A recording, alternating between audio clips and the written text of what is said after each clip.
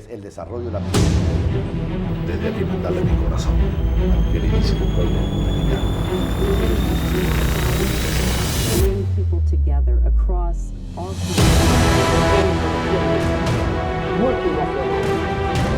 Aún dentro de las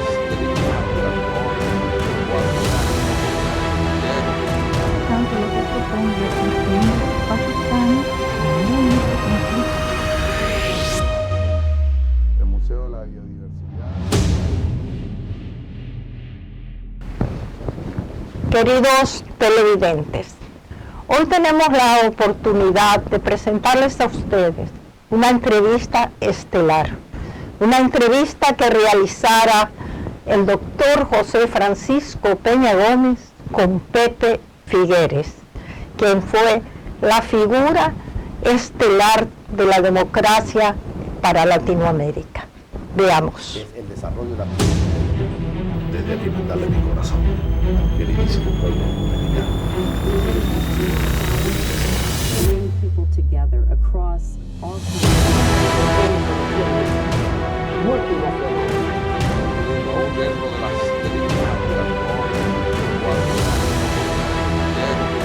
Tanto lo que propone Pakistán como en este conflicto. El Museo de la Biodiversidad. Queridos televidentes, el próximo 10 de mayo se cumplen 2 años del fallecimiento del doctor José Francisco Peña Gómez.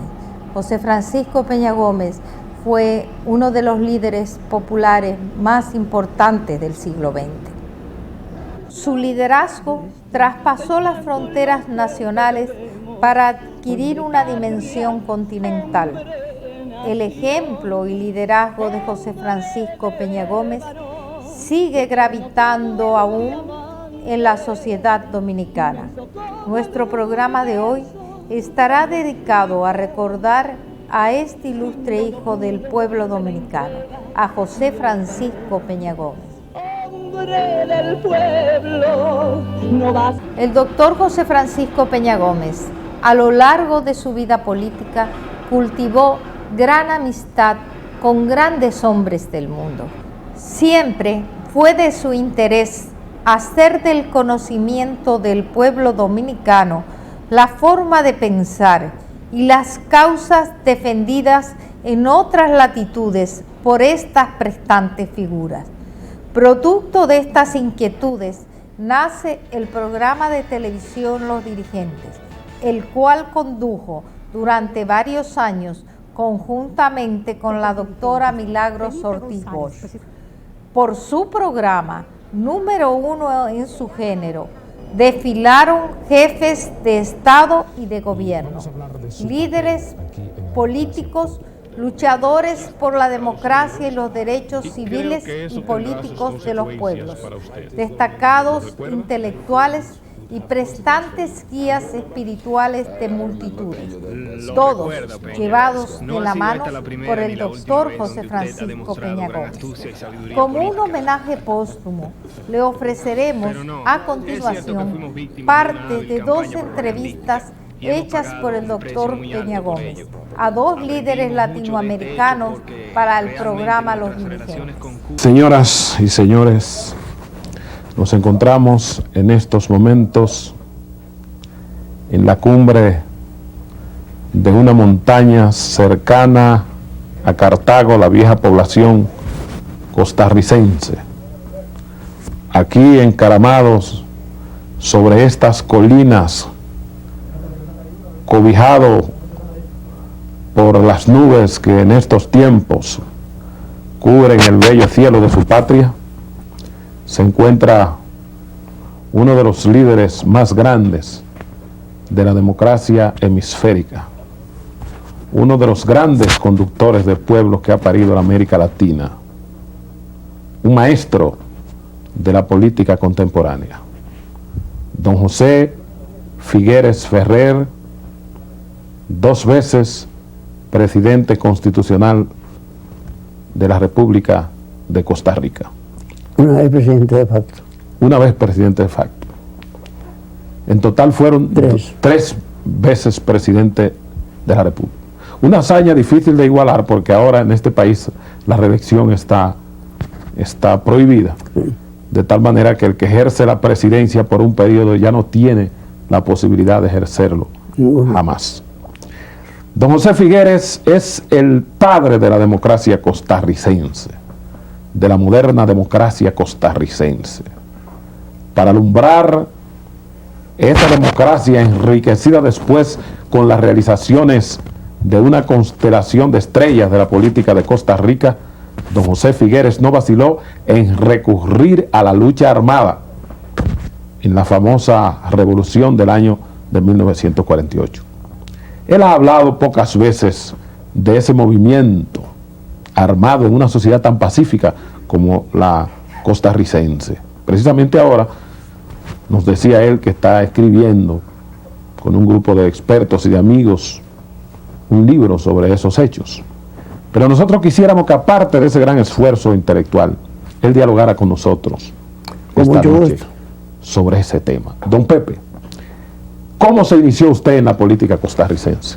¿Y qué lo llevó después a tomar las armas para hacer efectivo el respeto a la voluntad popular en su país? Pues yo nunca me he metido en la política de Costa Rica. He estado en ella varias veces porque me han metido.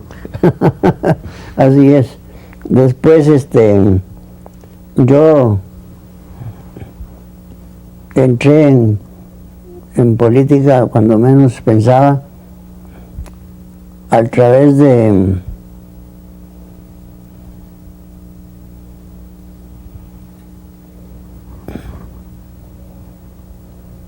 un canasto que me tiraron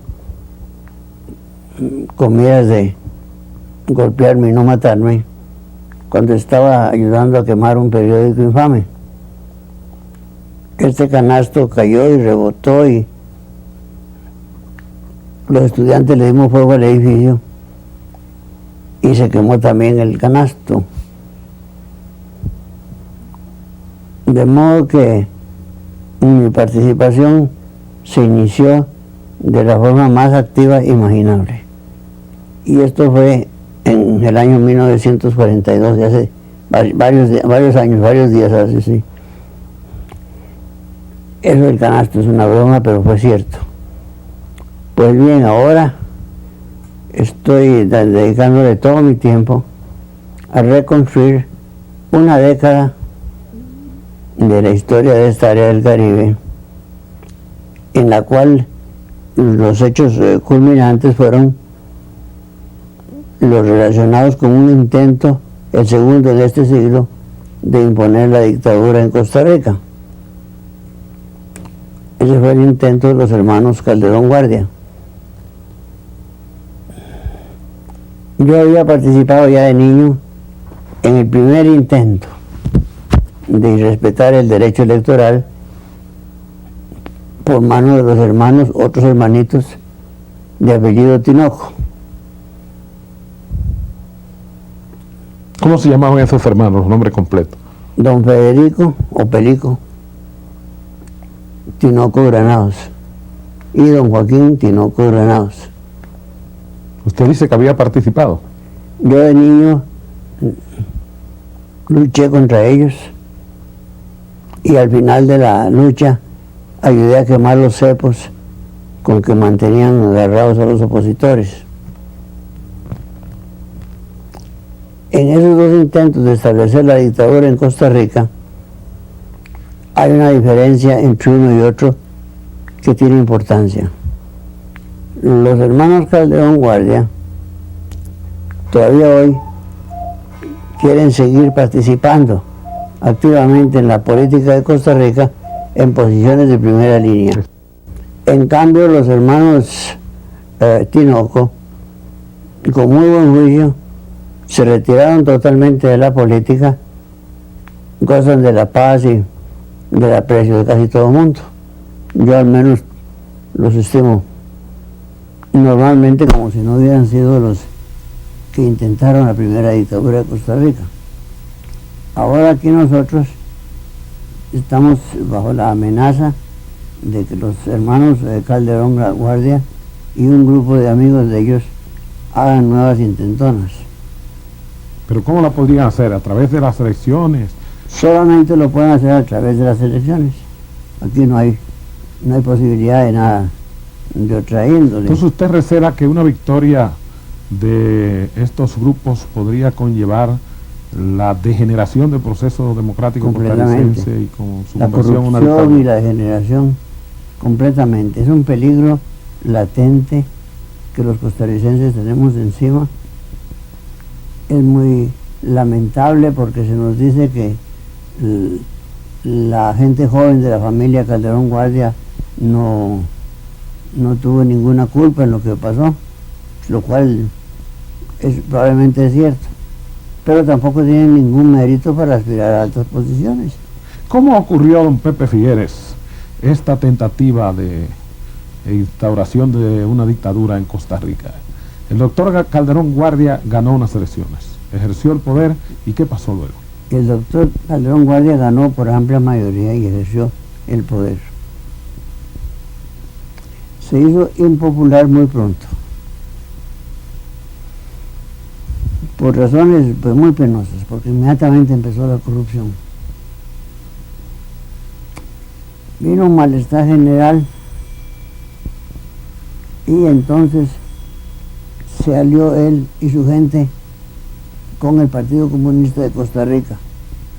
El Partido Comunista tenía un magnífico dirigente que se llamaba y se llama don Manuel Mora. Tuvo él la mala suerte de convertirse en el aliado de un gobierno que pronto se hizo impopular y tuvo la mala suerte, repito, de participar en los intentos de retener el poder y respetando las mayorías electorales. Es decir, que el doctor Calderón Guardia intentó permanecer ilegítimamente en el poder. ¿Esto fue la inspiración de su mandato? Ese fue su pecado. ¿Fue una prolongación? O Quiso prolongarse, vinieron...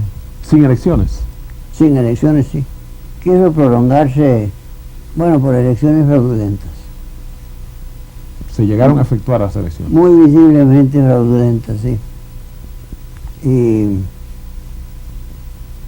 la consecuencia fue una impopularidad desastrosa de un régimen que había llegado al poder muy popularmente, el régimen de Calderón Guardia.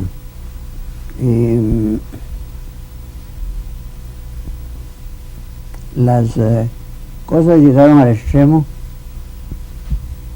después de 1000 incidentes que cuando se narran hoy no parecen que han sucedido en Costa Rica, no parecen verídicos. Después de 1000 incidentes hubo que ir a una guerra civil que nos costó 2000 vidas en Costa Rica, cuando apenas éramos 800,000 habitantes. Y la proporción fue terriblemente alta. ¿Cómo estalló esta guerra? ¿Cómo usted la organizó? ¿Y qué posición tenía usted para esa fecha en la política? Bueno, pues yo soy un organizador nato, ¿eh? Yo no era militar ni estratega, pero me gustan los asuntos de estrategia. Yo soy un ingeniero civil. Me gusta la estrategia y cuando llegó la triste realidad de tener que pelear, me alié con amigos de todo el Caribe que sufrían bajo dictaduras en sus propios países. Hicimos reunión de recursos y luchamos por acabar con todas las tiranías de la zona. Desgraciadamente solo se pudo concretar en una operación militar en gran escala para nuestra pequeñez. Hubo dominicanos que coadyuvaron en ese Aquí, esfuerzo. en Costa Rica. El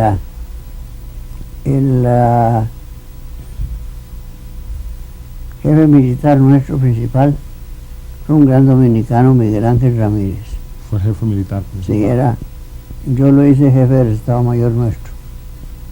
Miguel Ángel es muy querido en Costa Rica y como suele siempre en la historia, nunca le supimos como país corresponder. Ahora acaba de morir.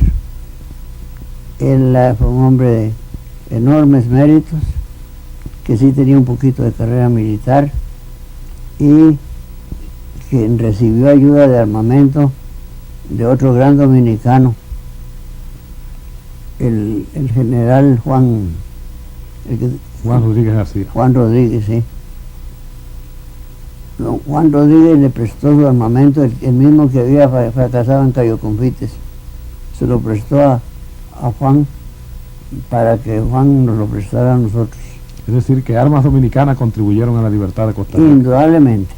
Las armas que pelearon toda la pelea de Costa Rica vinieron a Costa Rica a través de Cuba, en barcos ahí semicontrabandeados.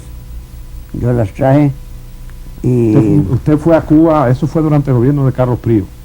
Prío ayudó mucho, hubo dos presidentes que ayudaron mucho, Prío y Juan Bosch, que no era presidente. Para esa época Juan Bosch ocupaba una posición dominante en la Muy política importante cubana. en la política cubana. Sí. ¿Y cuáles fueron las gestiones del profesor Juan Bosch? El profesor Bosch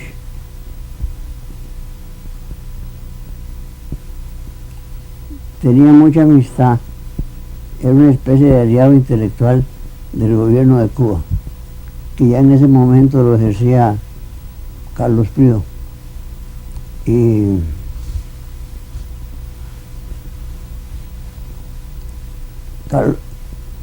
Bosch disfrutaba de gran confianza de Prío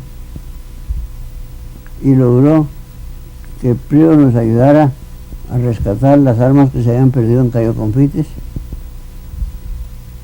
y que vinieran a Costa Rica. Esas armas, después de aquí, con los años se fueron dando a movimientos libertarios del Caribe. Ya como armamento formal no queda casi nada, pero fueron decisivas en la libertad de Costa Rica. ¿Qué otros dominicanos intervinieron en la guerra del 48, don Pérez? Sí, Ramírez vino aquí encargado de vigilar las armas de don Juan Rodríguez, que fueron prestadas y que tuvo incontables gestos de gran generosidad. Por ejemplo, después de la victoria nuestra, hubo un periodo en que aquí los políticos nos hacían dificultades politiqueras porque estábamos comprometidos a devolver esas armas en momentos en que no teníamos con qué sustituirlas, y don Juancito Rodríguez me mandó una carta a mí diciendo: déjenselas, si esto les va a servir a ustedes para resultados, para dificultades internas en Costa Rica, pueden dejárselos. ¿Y cuánto fueron esas armas? ¿Cuántos? Pues, hombre, mire, hay algunas colocadas en la pared. Para un ejército de 600 hombres, máquinas subametralladoras, rifles Mauser y bastante dinamita y, en fin, algún cañoncito también. Eso lo trajimos de Guatemala con la colaboración del presidente Arevalo. Ahora yo estoy escribiendo esa historia, amigo, y es un pasaje poco conocido de la historia de América, porque aquí mismo en Costa Rica yo me he abstenido de escribir la historia de la guerra para no mantener los odios vivos, sí, y por otras razones. Ahora se está dando a conocer con todos los detalles y con toda la verdad que es humanamente posible. Se está dando a contar la guerra del 48, que fue peleada en parte por dominicanos. Germán Emilio, el hermano de Germán Emilio, Horacio Julio, también tengo entendido que intervino. Horacio fue un gran compañero. Él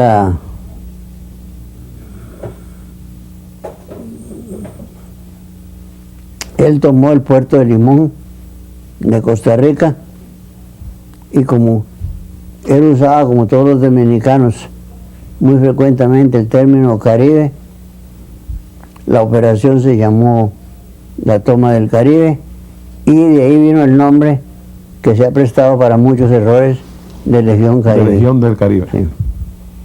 Eso en parte es mito. La Legión del Caribe fue algo que existió, un grupo de 65 hombres que bajo el mando de Horacio Ornes tomó Puerto Limón. Pero los periodistas norteamericanos, entre ellos amigos míos, especularon sobre eso y le dieron el nombre de Legión Caribe a todo lo que sucedía en esta área del mundo durante unos años después. Nunca hubo tal organización militar. Lo primero, la bandera fundamental de mi campaña electoral fue el llamado. being able to try to bring people together across all El Museo de la Biodiversidad va a ser una obra que va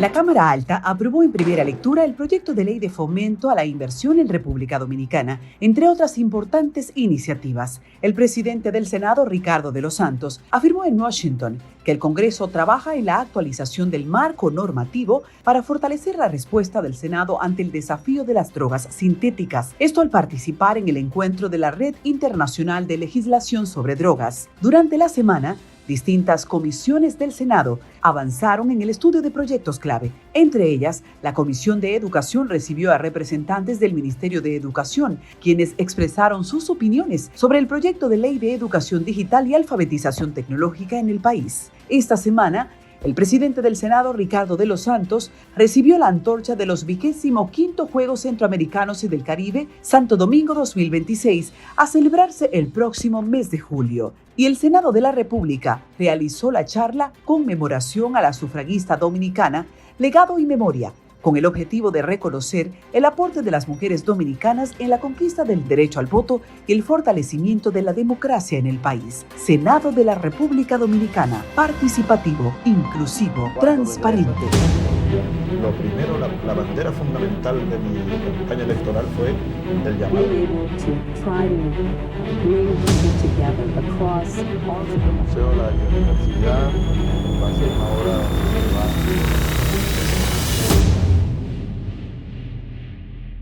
captura de datos biométricos. Luego pasas a la estación donde te presentan tu información personal y en la cabina de grabado láser revisan que todos los datos de tu cédula nueva estén correctos y te la entregan. Para más información, accede a jce.gov.do. Junta Central Electoral. Garantía de identidad y democracia. Yo cruzaba ese monte a pie, oscura y sola todos los días. Pues los muchachos me esperaban. Por ellos, uno hace lo que sea. Ahora llego segura y ellos a tiempo, porque el cambio también se ve en el camino. El gobierno de la República Dominicana trabaja para que cada viaje sea más seguro, con más iluminación, mayor presencia en las carreteras y asistencia 24/7 a través del 511. Obras que conectan comunidades, regiones y destinos. Menos vueltas en el camino, más tiempo donde importa. Vías que cambian vidas. Gobierno de la República Dominicana. Yo me mudé a Nueva York, pero mi familia sigue en la isla. Y para enviarle su dinero, quería algo fácil y seguro. Por eso, hice que mi papá descargara Yava, una app para recibir remesas directo a su cuenta. Desde ahí, puede pagar servicios, hacer transferencias y si necesita efectivo, lo retira en cualquier cajero automático o subagente. Yava, la forma más cómoda de recibir tus remesas. Tú lo mandas y ellos lo tienen en lo que dicen Yava. Desde lejos, estamos a tu lado. Popular, a tu lado siempre. Antes, había lugares donde llegar era un reto, que el vehículo aguantara y que el camino no se hiciera eterno. Hoy, el gobierno de la República Dominicana sigue avanzando. Muchas obras ya están listas y las que vienen siguen cambiando el país. Porque una carretera es más que asfalto, varilla y cemento. Es trabajo, es oportunidad, es una promesa cumplida. Es llegar seguro, con vías bien iluminadas asistencia 24/7 a través del 511 y obras que conectan comunidades, regiones y destinos. Menos vueltas, más tiempo donde quieres estar. Vías que cambian vidas. Gobierno de la República Dominicana. En República Dominicana se ha descubierto algo que parecía imposible. Una nueva especie de pingüinos se ha adaptado y sobrevive en las temperaturas del Caribe. Hablamos del impresionante Pinguinus dominicus.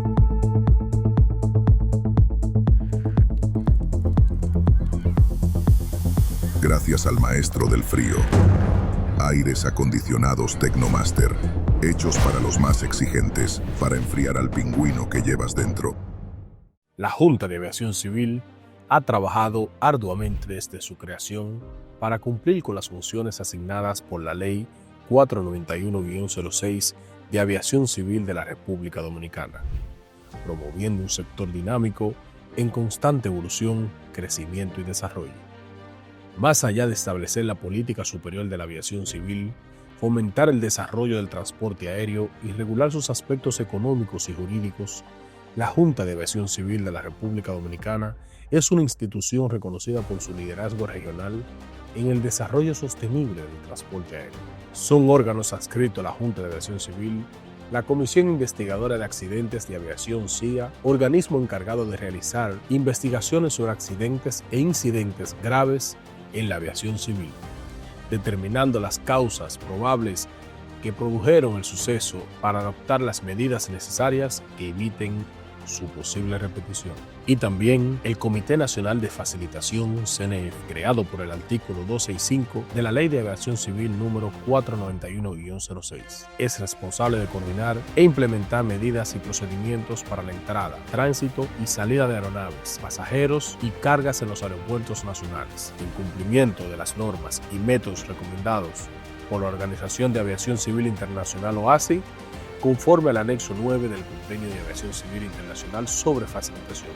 La República Dominicana es uno de los 193 estados miembros de la OACI. Desde la Junta de Aviación Civil seguimos avanzando con visión y determinación, consolidando a la República Dominicana como un referente de aviación en la región.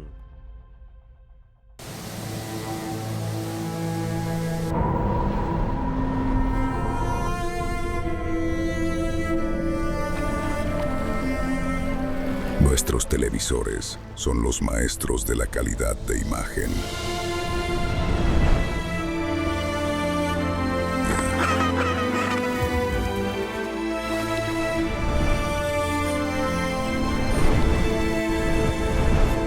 Tecnomaster, maestros de la tecnología. Cada gota es una bendición que alegra nuestra vida como una canción que brinda a la familia la oportunidad de mantener viva la esperanza de avanzar. Cada uno de nosotros está dispuesto a hacer su mejor esfuerzo para que el agua llegue a ti siempre. Corporación del Acueducto y Alcantarillado de Santo Domingo, CAS. Cuando regreso, lo primero, la bandera fundamental de mi campaña electoral fue el llamado. Being able to try to bring people together across all the Museo de la Biodiversidad va a ser una obra esa guerra, don Pepe, porque usted se improvisó como un general muy activo y eficiente. Yo fui un estratega improvisado. Nada más que un ciudadano en protesta contra abusos indescriptibles del poder y contra el atropello al derecho electoral. Esta guerra duró un mes, al término de la cual... Sí, pero había habido varios años de preparación, de clandestinaje. En realidad las puras operaciones militares fueron 5 o 6 semanas, pero hubo mucha preparación. ¿Qué tiempo comportó la preparación del levantamiento? Uy, 3 o 4 años. 3 o 4 años. Sí. ¿Cómo termina la guerra? ¿Termina ustedes tomando a San José? Nosotros tomamos Cartago, la segunda ciudad. Cartago. Pero habíamos tenido nuestro cuartel general en el sur de Costa Rica. Y En un momento dado nos apoderamos de la segunda ciudad, que fue Cartago, y como la guerra era completamente popular, se le hizo al gobierno imposible mantenerse en el poder y tuvieron que renunciar al poder e irse los dictadores. ¿Usted asumió inmediatamente el poder? A mí se me presentó un dilema. Mi obligación pragmática era tomar el poder para enderezar una serie de abusos que eran incontinuables. Pero yo tenía el escrúpulo de ser un militarcito más latinoamericano que surge en una azonada y que se queda con el poder. Entonces yo rehusé a quedarme con el poder. Sin embargo, hubo que llegar a una transacción que lo exigían las circunstancias, y este gobierno provisorio que yo encabezaba, que se llamó Junta Fundadora de la Segunda República, gobernó 18 meses. Al cabo de 18 meses llamamos a quien había sido presidente electo anteriormente, a quien le habían burlado su presidencia, que era don Otilio Urate Blanco, y le entregamos el poder. Al entregarle el poder a don Otilio Urate. Don Otilio quiso que algunos de nosotros nos quedáramos en el gobierno. Yo no quise, porque hubiera parecido en América que éramos un caso más de una zona. ¿Ese gobierno provisional qué duración tuvo? Tuvo año y medio. Es un caso muy parecido al de Rómulo Betancourt en Venezuela. Sí, bueno, Rómulo y yo somos almas gemelas. Yo ayudé mucho a tumbar a Pérez Jiménez.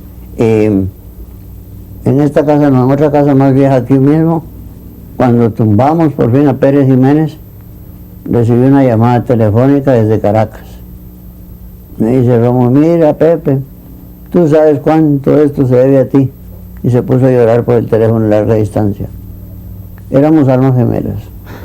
Don Pepe, y tomando el poder en Costa Rica, usted se convirtió en un activista de la revolución democrática en América Latina. Sí, señor. Y le declaró la guerra a todos los tiranos. Con todos. A Batista, a Pérez Jiménez, a Somoza, a Trujillo, a Somoza, y se embarcó en una serie de empresas revolucionarias respaldando a todos los movimientos democráticos hasta en América grupos Latina. Antimilitaristas del Perú les pude ayudar. Sí. ¿Qué nos podría usted decir de esas luchas y de esas alianzas en las cuales usted participó, que le merecieron ataques desaforados de los dictadores latinoamericanos? Yo estaba un niño y oía los ataques que le hacía la radio dominicana, acusándolo de comunista, tal como hacen ahora aquí en Costa Rica, en relación con el apoyo que usted le ofrece a los sandinistas. Eso siempre es así. Hay etiquetas baratas que los usurpadores del poder las usan para desacreditar a sus contrarios. A veces les dicen comunistas. Yo he sido nazi también. También nos acusaron de nazi. También me acusaron de nazi cuando yo, desde la Primera Guerra Mundial, era proaliado. Sin embargo, los Calderón me acusaron de nazi. ¿Cómo se produjo esa vinculación con los dominicanos, don Pepe? ¿Y cuáles fueron sus contactos con la Revolución Dominicana? Pues yo diría que fundamentalmente a través de don Juan Bosch. Desde luego, de don Juanito, fue aliado nuestro siempre, y que aquí vinieron varios soldados y oficiales dominicanos. Nosotros, para la guerra nuestra, recibimos el apoyo del exterior de 14 o 15 latinoamericanos que sí tenían experiencia militar, nosotros no. Esa gente después fue vilmente calumniada, diciendo que habían venido a meterse en asuntos internos de Costa Rica, y eso no hubo tal. Esa gente fueron desinteresados de varios países caribeanos que creían en lo que yo les decía, de que tuviéramos un solo frente para luchar contra todos los intentos de dictadura o dictadura ya de hecho, y merecen respeto y recuerdo afectuoso y agradecido del pueblo costarricense. ¿Qué acciones emprendió usted contra Trujillo? Porque Trujillo le tenía un odio cerval a usted, un odio fanático. usted participó en varios intentos y Trujillo intentó suprimir su vida en varias oportunidades. Sí. ¿Cuáles fueron las principales acciones que usted patrocinó, que usted apoyó contra la dictadura de Trujillo? Pues no había plan que los dominicanos iniciaran para sacudir de Trujillo en que no participara yo. Yo era un dominicano para ese efecto. ¿Y lo sigue siendo? Lo sigo siendo, sí, a mucha honra. ¿Usted tuvo participación en las expediciones de Cayo Confites, en la expedición de Luperón, de Horacio Julio Ornes y en la del Frente de Liberación Dominicana en el año 1959? Yo fui un soldado de toda esta lucha, completamente. Yo me dediqué tal vez 12 o 14 años a luchar por la democracia en el Caribe y a hacerme aliado de todos cuantos tenían ideales comunes.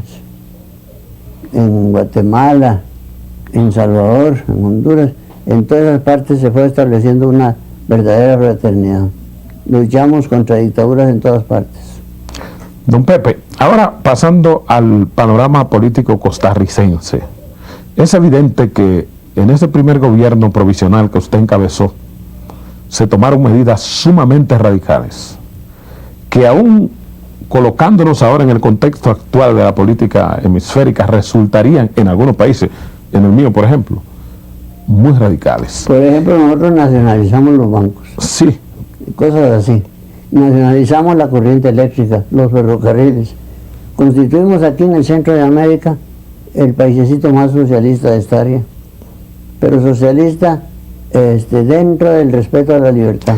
¿Qué modelo político, económico influyó en usted para tener esas ideas alumbradoras de ese parto tan avanzado que fue la revolución costarricense? Debo decirle que yo en eso fui un estudiante desde pequeño.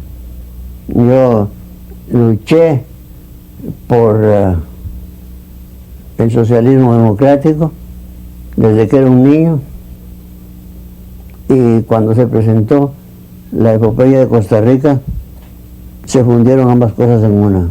¿Qué modelos había usted estudiado? ¿Cuáles influyeron más en su pensamiento? Pues, si fuéramos a poner etiquetas, que yo realmente no lo hago, yo diría que el grupo mundial que más influyó en nosotros fue el socialismo utópico europeo, especialmente con,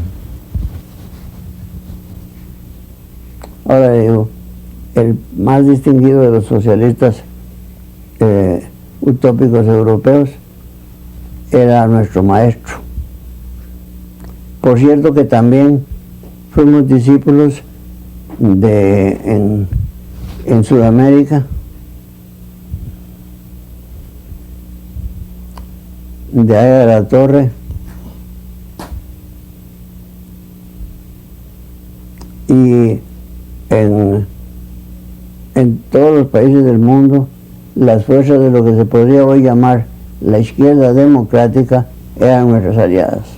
Evidentemente que Víctor Raúl Aya de la Torre es el más profundo y vigoroso pensador socialista democrático latinoamericano, y tal vez a nivel europeo su figura sobresale señalamente porque fue el primero en ofrecerle a los países latinoamericanos una versión verdaderamente creadora y original del pensamiento socialista, aunque él tratara de divorciarse tanto de la versión reformista como de la versión revolucionaria, porque él intentaba separarse de la Segunda Internacional como de la Tercera, pero analizando a posteriori su planteamiento doctrinario, Víctor Raúl Aya de la Torre resulta la más señera figura del pensamiento político latinoamericano. Indudablemente. Ahora, don Pepe, en la acción, evidentemente que usted es un pionero del movimiento socialista en América Latina. Tal vez tuve más suerte.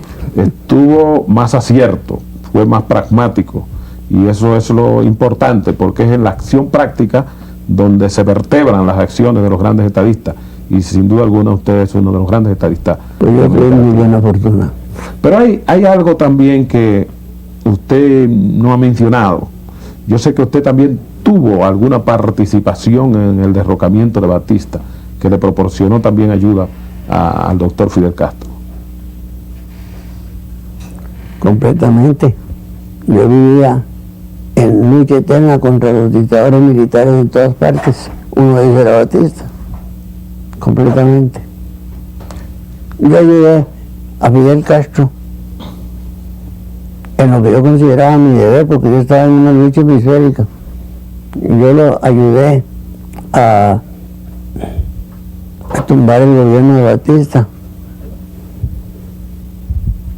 Este sentimiento pro-norteamericano que se observa aquí en Costa Rica, este sentimiento anticomunista que es muy acentuado, que ha sido estimulado por la prensa y por los medios publicitarios conservadores, me parece a mí, de acuerdo a los hechos hazañosos y al activismo internacional que ha presidido su vida, que es un fenómeno reciente, porque yo me recuerdo con las acusaciones frecuentes de comunistas que usted se le hacía. Si la sociedad costarricense hubiera sido tan anticomunista en el pasado, usted no hubiera podido dedicarse tanto a la política internacional. ¿No piensa usted que este fenómeno pro-norteamericano es un fenómeno reciente? Porque usted decía, le oí decir en un discurso que usted pronunció en un mitin en el que yo hablé también, en Nicaragua, que Costa Rica era el país más pro-norteamericano de América Latina. Pues Costa Rica es muy pro-norteamericano. Nosotros desde la Primera Guerra Mundial estamos envueltos en este gran campo de la lucha por las libertades en América. Aquí, excepcionalmente en América Latina, la gran mayoría del pueblo costarricense es pro-yanqui, francamente pro-yanqui. ¿Y a qué usted atribuye ese sentimiento pro-norteamericano tan acentuado de su pueblo? Bueno, si usted dice culpa de quién es o responsabilidad de quién, tengo que decirle que mía. Mía, porque yo soy criado en los Estados Unidos, yo soy un gringo. Sí, soy un gringo y en costumbres, en idioma, en actitudes, sobre todo durante las 2 guerras mundiales. Pero un gringo de los buenos, porque hay gringos malos y gringos buenos.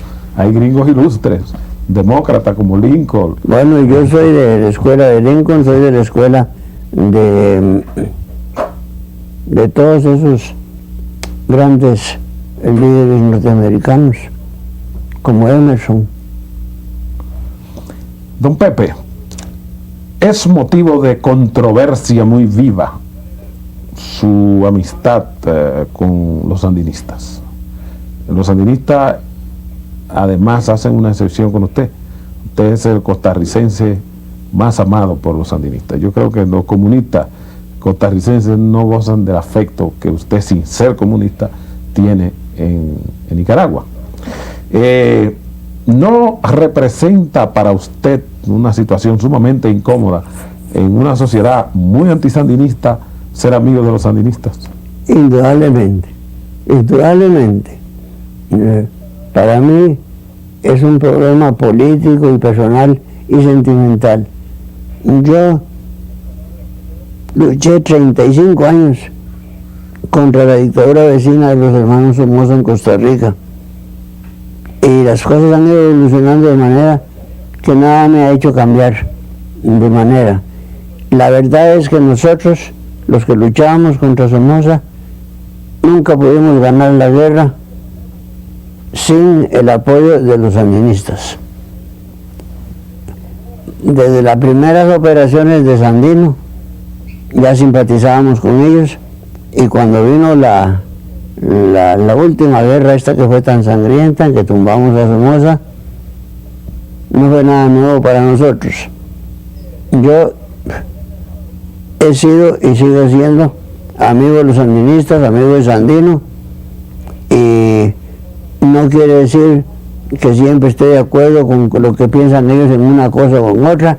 Es indudable que estos muchachos, con tanta sangre que vertieron, tienen todo derecho a tener opiniones personales o de grupo que pueden no coincidir con las de sus amigos en el exterior.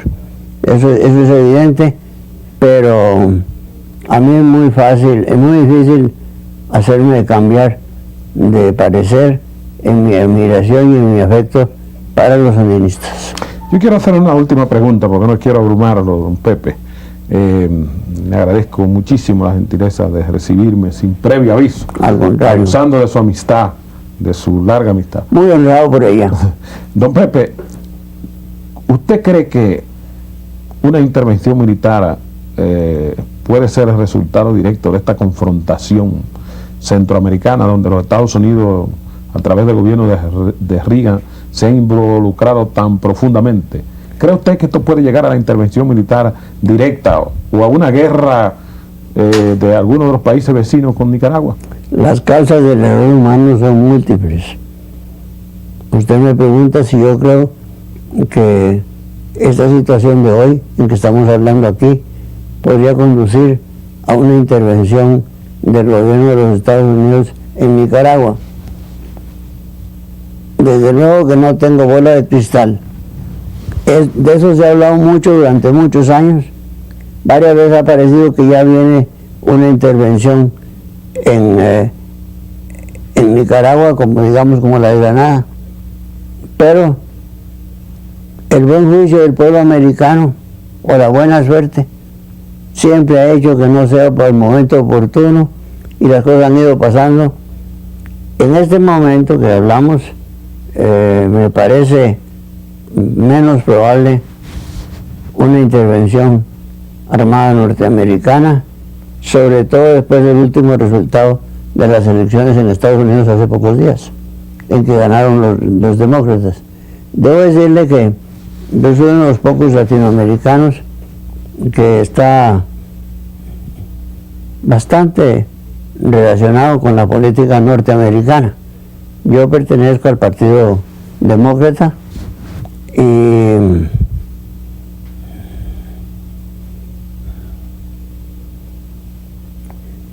para mí la lucha por el partido pues es igual o casi igual que las luchas por los partidos democráticos latinoamericanos. Yo pertenezco al Partido Demócrata, voy a sus reuniones, no tengo la inscripción formal, pero me consideran como uno de ellos. De manera que usted ha saboreado como propia la victoria de los demócratas. Absolutamente. ¿Y piensa que puede contribuir a alterar el cuadro político de Centroamérica? Es la esperanza. Yo creo que así será. Ojalá. Yo pienso que si no ha habido una intervención abierta, si esta intervención ha podido retrasarse fue por la actitud firme de los demócratas en el Congreso de los Estados Unidos.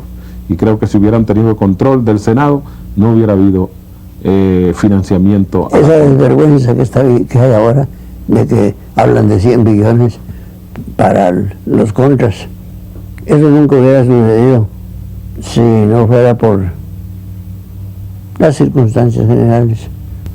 Para mí, estos son días de gloria por haber ganado los demócratas de los Estados Unidos hace pocos días. Bien, don Pepe, hemos llegado al final de este coloquio, que yo le agradezco entrañablemente, porque se trata de una cátedra de historia reciente de América Latina, ofrecida por uno de sus maestros y de sus actores. Es usted demasiado generoso. Quiero que los oyentes sepan que usted es un amigo aquí en Costa Rica de primer orden, que usted y yo hemos trabajado juntos muchos años por causas comunes y que debido a la hermosa voz que tiene usted, yo siempre lo he llamado a usted, ¿cómo es? ¿Cómo le llamo? Otelo. Otelo es el gran amigo entrañable dominicano nuestro aquí en Costa Rica. Desde luego que sí, me recuerdo cuando pronuncié mi primer gran discurso en Costa Rica en el año 1961. Ha sido un gran orador. Muchas gracias, don Pepe. No basta con llorarte, hay que seguir tu huella firme. Grandes hombres nacen cada 100 años. José Francisco Peña Gómez era uno de ellos. Él tenía la facilidad de llegar a entrevistarse con un presidente de la misma manera que lo hacía con un hombre humilde de nuestro pueblo. hombres así. Te mereces más que esto, es tanto lo que te debemos. Hombre patria, hombre nación, hombre de ébano, eterno como el diamante, inmenso como el universo que nos rige, símbolo puro de la entrega y el valor. Hombre del pueblo, no basta con llorarte, hay que seguir tu huella firme sin desfallecer. Eres la llama ardiente del futuro, abriste para todos un nuevo mundo, como dijiste siempre. Primero la gente, primero la gente.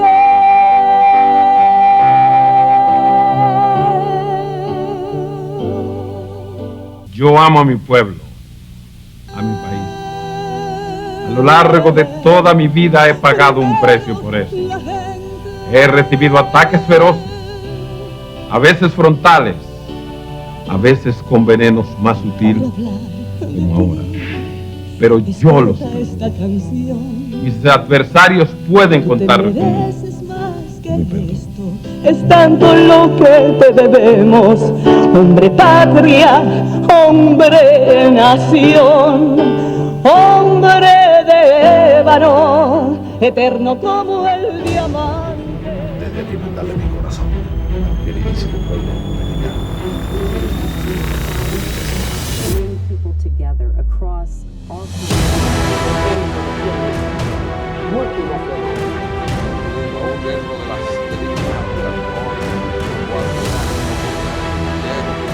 tanto lo que propone el presidente Pakistán ahora en este conflicto. El Museo de la Biodiversidad.